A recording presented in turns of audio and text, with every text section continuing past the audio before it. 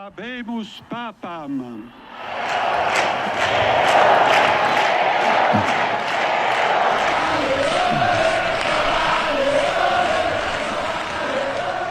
It was May 8th, just after 6 p.m. Rome time, so like just afternoon around here.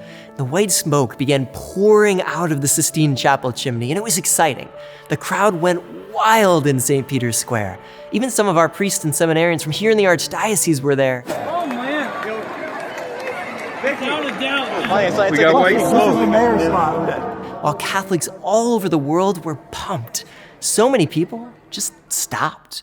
Maybe you did too. Crowding around screens, hoping for a glimpse, waiting to see who the next pope would be. Then Cardinal Robert Prevost walked onto that balcony with a new name, a new role, Pope Leo XIV. It was a huge moment for him, but also for the Church. A moment that, in the midst of all our many differences, here we were, coming together, united together, looking at our new Holy Father. Here we were as one. And what a reminder that was and has been in the months since of who we are as a big global church, or as Americans now guided by a pope born right here in the United States, or as us right here in the Archdiocese of Hartford. Our people, our parishes led by Archbishop Coyne, we are one. And that means we're one in our faith, we're one in our love for each other, we're one in the support we offer and the kindness we share, especially to those in need.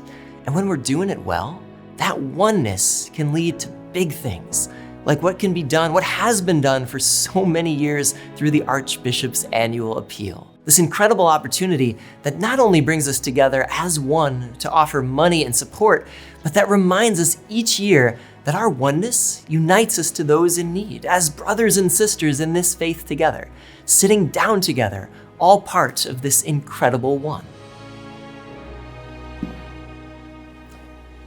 And a truly special place where this can be seen is right here, at the House of Bread, an amazing ministry supported by the appeal that serves the hungry, homeless, and needy population of this community with compassion, with dignity, with respect. A respect that reminds guests, workers, and volunteers alike that we're all united in the mission and ministry of our faith. Check it out. So everybody's getting aproned up? I stand at this end, because this is the drink end and the dessert end. And a lot of times I don't touch the desserts, but sometimes I'm really tempted to because the food here is really good. It's like restaurant quality food. You know, they could charge for this food, but they don't. They feed everybody. Sister Maureen and Sister Teresa, who founded House of Bread back in 1980, they really wanted to help people, and they started with donuts and day-old coffee. House of Bread has now evolved into an organization that helps 1,000 people a day who are struggling with basic needs. We have our soup kitchen. Most people just have the advantage. You wake up and you know you're going to get fed. There's so many people that's not the case, so they come here, they get a meal. Our thrift store, our day shelter. Our education program. We're helping a lot of people learn English so that they can better their lives. Affordable housing, so we're helping people who are coming out of substance abuse recovery. You're going to come here and we're going to treat you with respect, we're going to treat you with kindness, and we're going to meet you right where you are at that time you come in. We're not looking to see your past history and all that, because we know if you came to us, you're looking for help and we're going to provide that help for you. That desire to just really show support to someone who needed it, I think, is what House of Bread is founded on, and what we try to do every day throughout all of our programs, whether it be through food, housing, or education.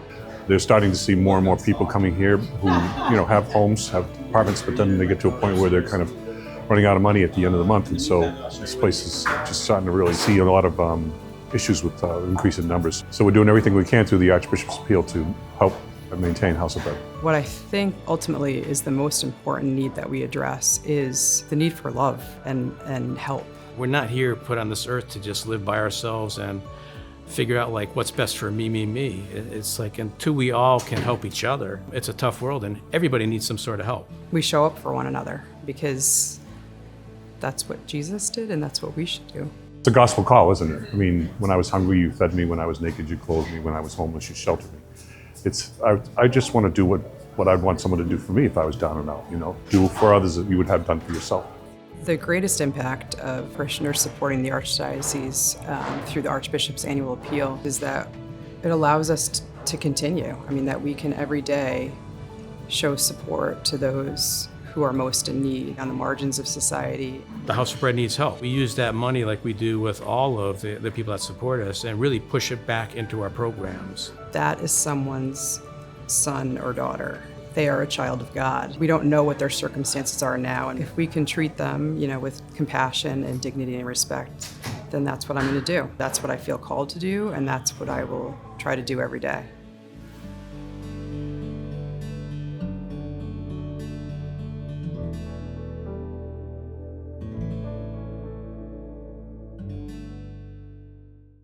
Isn't it awesome to see that kind of work, that kind of oneness when our faith leads us to just care about each other and then to go and actually live it? The House of Bread, they're showing that, showing how we are one. Now, maybe I should pause for a second. This phrase I keep saying over and over, we are one. I'm using it because we believe it, which is why it's been chosen as this year's theme for the Archbishop's annual appeal. But can I share a secret? Coming close. We kind of stole it. Remember that whole Pope thing I was talking about before? Well, after Pope Leo was elected, he chose a new motto, in illo uno unum, which simply means, in the one, we are one. So yeah, we stole it right from Pope Leo. And why? Because it's so good. And it's a message he's shared, one that he's lived, going out and helping, going out and serving, just as we so beautifully watched our own Archbishop doing at the House of Bread. But that oneness, it doesn't stop with just feeding the hungry, as huge as that is. It's doing everything we can to lift up and support the young people around us and what their lives can become. It's coming to a place like this. PAL, the Police Athletic League, or in some places, the Police Activity League, an organization helped by the appeal where meaningful relationships are built between kids and police officers and community leaders in cities like Waterbury, New Haven, here in Hartford, and more, doing whatever is possible to start building success stories and to offer programs that show, hey, we support you, we're one with you, we want you to grow up and do awesome things. Offering that kind of support can truly change a kid's life. And this place, it does all that and more.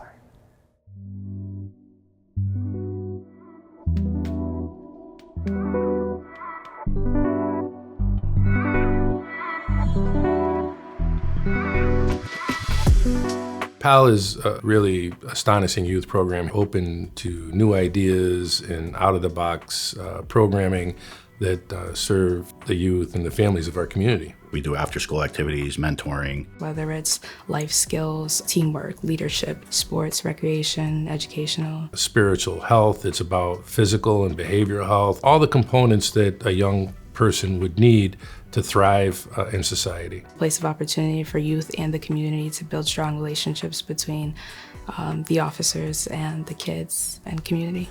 Many challenges being from an inner city. I mean, the kids here, whether it's negative peers on the outside, us as a whole are here to try to help and corral those kids in. Even if 1 out of 100 kids, it's more of a positive thing we're doing in society and keeping the kids off the streets and engaged in positive behavior.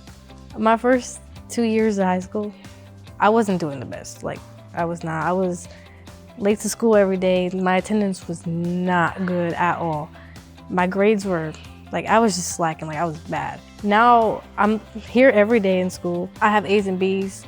Last year I had all honors classes. If this program wasn't a thing, honestly, I probably would have still been slacking. These are unique individuals with unique drivers, with unique problems that have unique goals in mind. My goal is to make sure that as an organization, we are able to provide support and solutions for each and every individual that belongs to this organization. We've had 4 officers alone come out of the PAL program here in Waterbury, and I know of a few kids that came through our program that became cops in other cities as well around Connecticut. Our own program director, Erica Soares, she came through the PAL program. When I started off, I was an admin, and then to be able to climb up and go all the way up to program director, and I think that's one of my biggest accomplishments, to be a PAL kid here to now creating those same programs that either I needed as a kid or had as a kid for other kids. Just learning things with the outside world, with the community, learning to advocate for myself and others, really learning life skills for the future. I feel like I belong. Not everybody wants to be a basketball player, and not everybody's good at a craft, or then the world's changing nowadays. So when we're changing with that, we have esports here. If you're into arts and crafts and you really just want to hang out with girls, we have an all-girls program. If you want to learn how to be a leader and give back in civic engagement, we have a leadership academy. And if you think you're going D1, then come to every single clinic that we have here for basketball, football, or whatever it is. There's no reason for them not to see who they can be. I'm going to get in the ring to raise some money for the Archbishop's annual appeal so that we can continue to do great work here in PAL and in other places around the Archdiocese.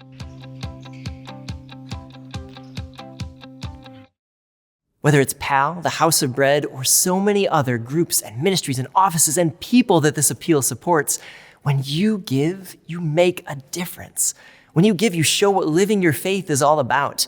When you give, you're helping bring us all together, showing how we are one Catholic people united under the exciting vision of our new Pope, how we are one big, beautiful body of Christ, unified in our faith and in the ways we live it, how we are one in worship and celebration, nourished with the goodness and love of Jesus in the Eucharist, how we are one strengthened by our prayer to go out and perform these works of charity, how we are one as this Archdiocese of Hartford, with the needy and the poor and our neighbors and just everybody. That is a message, a mission that you've seen Archbishop Coyne so dedicated to, a loving oneness that he's striving to help us all achieve. And I mean, yeah, you could take my word for it, but better yet, let's hear it from the Archbishop himself. We are one. That's the message. That's the theme. And that's the truth. United in the love of our God, we are one in the prayers we pray, the way we live, and in the support we provide to those who are on the margin and really in need of it. Which is why I'm here again asking for your help, knowing that so many of you have given so generously in the past, knowing that your incredible gifts to this Archbishop's annual appeal helped us raise more than $10 million last year for the first time since 2018, but also knowing that our people, our communities, are still in need. And so as I thank you for everything you've done and all that you've offered in the past, I also ask if you can be bold enough to do it again, generous enough to do it again. This year, we've been powerfully reminded by the presence of Pope Leo that we are one throughout the whole world. And here in the Archdiocese of Hartford, we plan to do all that we can to ensure that every donation you offer to this appeal shows that to be true. As one, we can do incredible, united, loving things, and I look forward to joining you in making them happen this year. Thank you, and God bless.